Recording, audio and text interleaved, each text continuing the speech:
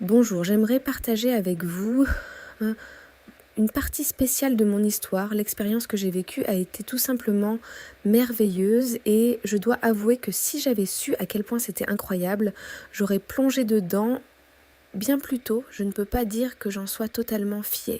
Mais après tout, on n'a qu'une vie à vivre, n'est-ce pas? J'aimerais que vous écoutiez mon histoire avec empathie, sans jugement. Car au fond, je cherche simplement à vivre, c'était une matinée tranquille, mais il y avait quelque chose de nostalgique dans l'air. J'ai regardé la photo de ma famille, prise lors d'une journée ensoleillée de l'été dernier. Mes 3 enfants, maintenant adultes, semblaient si heureux, si pleins de vie.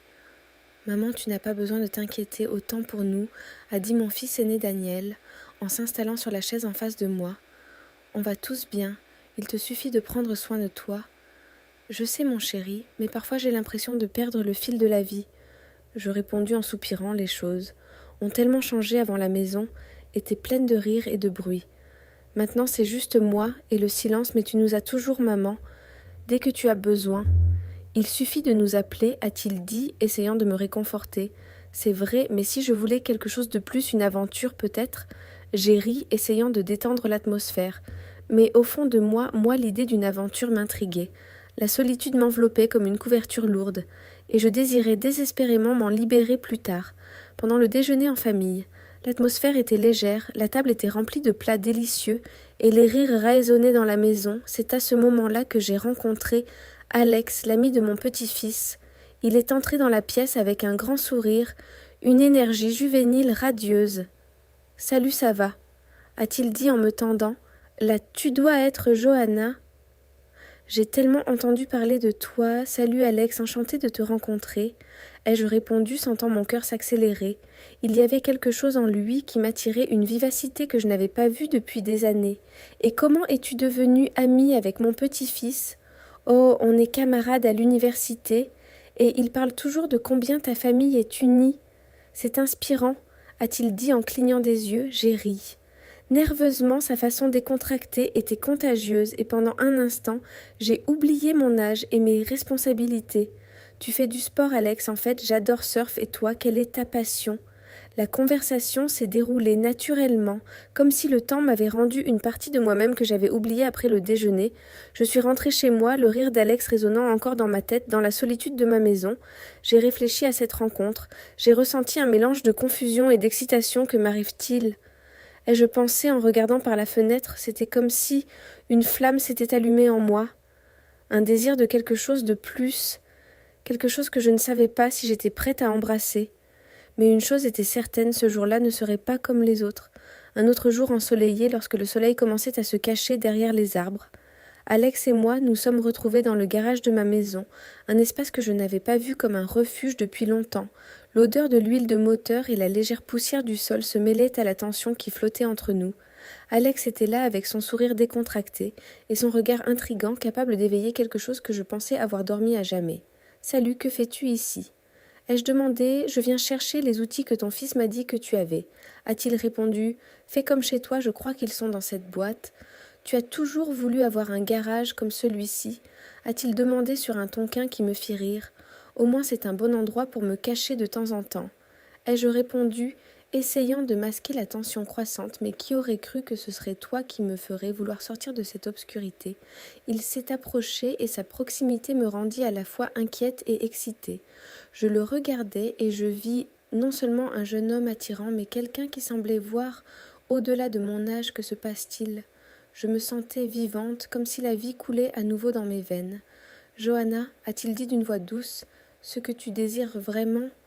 La question me surprit. Ce n'était pas une question à laquelle je m'attendais, et pendant un instant j'hésitais. Je désire. Eh bien, je ne sais pas. Je désire ressentir vivre. Je veux savoir ce que ça fait d'être désirée à nouveau. Ai-je confessé tremblante devant lui, ne sachant quoi dire? Alex a souri, un sourire qui semblait promettre tout et rien à la fois.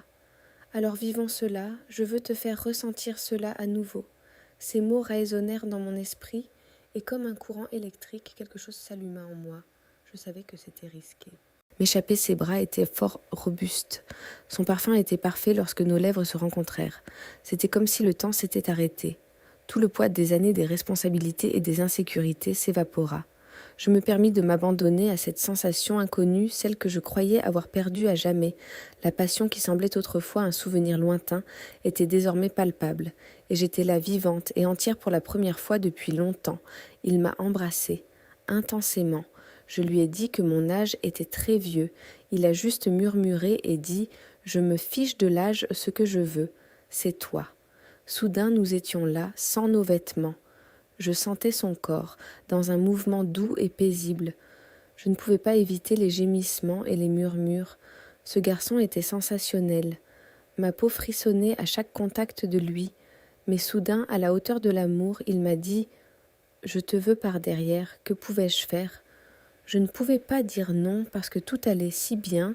Je lui ai dit que je n'avais jamais fait ça, même si j'étais mariée au même homme, depuis 28 ans.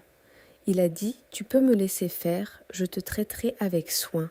Je ne te ferai jamais de mal, soudain. » Il m'a retournée, et puis l'acte s'est produit. Ce n'était rien de ce qu'il disait, au contraire. C'était très bien, il était très doux. Je pouvais tout ressentir, et je voulais beaucoup plus. C'était une expérience que je porte à ce jour comme quelque chose de super agréable. J'ai vu qu'il délirait et ne cachait pas tout ce qu'il ressentait quand il a fini. Nous étions épuisés et émerveillés par tout ce qui se passait après cette rencontre. Je suis sortie du garage avec un mélange d'émotions. Je me sentais confuse, mais en même temps légère, comme si j'avais libéré des parts de moi qui étaient cachées sous des couches de routine et de conformisme. Était-ce un nouveau départ ou simplement une aventure passagère ? Les questions dansaient dans mon esprit, mais une chose était sûre, je redécouvrais qui j'étais. Et cela en soi était un cadeau que je n'avais pas attendu. La lumière du matin pénétrait doucement par la fenêtre de mon salon, mais j'étais loin de là dans la confusion de mes pensées. L'odeur du café fraîchement préparé ne parvenait pas à me ramener à la réalité. Je me suis souvenue d'Alex, de la façon dont il me regardait comme si j'étais la seule femme au monde, mais au fur et à mesure que les jours passaient, une ombre de doute commença à s'installer dans mon cœur. « Johanna, ça va me demanda. » Mon fils, interrompant mes rêveries, il était debout dans l'embrasure de la porte, inquiet de l'expression sur mon visage. « Oui, je réfléchissais, » répondis-je, essayant de cacher la tempête qui se formait en moi. Tu réfléchissais à quoi il s'approcha, et s'assit à la table à la vie, aux relations 10, je ma voix s'éteignant et me sentant vulnérable en exposant mes sentiments. Parfois j'ai l'impression de perdre mon temps. Tu as toujours été une mère incroyable, ne pense pas comme ça, dit-il, essayant de me réconforter, mais en réalité c'était moi qui avais besoin de réconfort. Cet après-midi-là, en organisant les fleurs dans le jardin, l'image d'Alex apparut dans mon esprit, comme une fleur inattendue. Il était si plein de vie, si vibrant, et moi, eh bien je me sentais comme une feuille morte prête à être emportée par le vent. Que voulait-il vraiment ? Je savais qu'il ne cherchait rien de sérieux, mais une part de moi désirait qu'il soit différent cette nuit-là. Alors que je me préparais à dormir, j'ai reçu un message de lui. « Salut, Johanna. Est-ce qu'on peut se voir demain après-midi ?» Mon cœur fit un bond. Que voulait-il ? Pensait-il à quelque chose de plus sérieux lors de la rencontre ? L'air était chargé d'attente. Nous nous sommes regardés dans les yeux et pendant un instant, le monde autour de nous disparut, mais ensuite il commença à parler et ses mots arrivèrent comme un S d'eau froide. « Johanna, je veux juste que tu saches que je ne suis pas prêt pour quelque chose de sérieux, tout ça. Eh bien, c'est juste une aventure pour moi. » Ces mots résonnèrent dans ma tête, et j'ai l'impression que le sol s'était ouvert sous mes pieds. J'étais prise au dépourvu, et la douleur s'installa dans ma poitrine. « L'Alex, je comprends, » répond, j'essayant de garder la voix ferme. Mais la vérité, c'était que j'étais brisée. Je pensais juste que peut-être que nous pourrions avoir quelque chose de plus. Il secoua la tête, son expression affichant un mélange de compassion et de tristesse. « Je t'aime bien, Johanna. Mais je ne peux pas te donner ce que tu veux, désolée. » Ces mots furent comme des couteaux tranchant mon cœur. Je savais que j'avais besoin de temps pour moi, ça va, dis-je en forçant un sourire. Je pense qu'on a besoin de temps à partir de ce moment. J'ai décidé qu'il était temps de m'éloigner. Je devais réfléchir à qui j'étais, et ce que je voulais vraiment. La vie était plus que de simples moments éphémères. Il s'agissait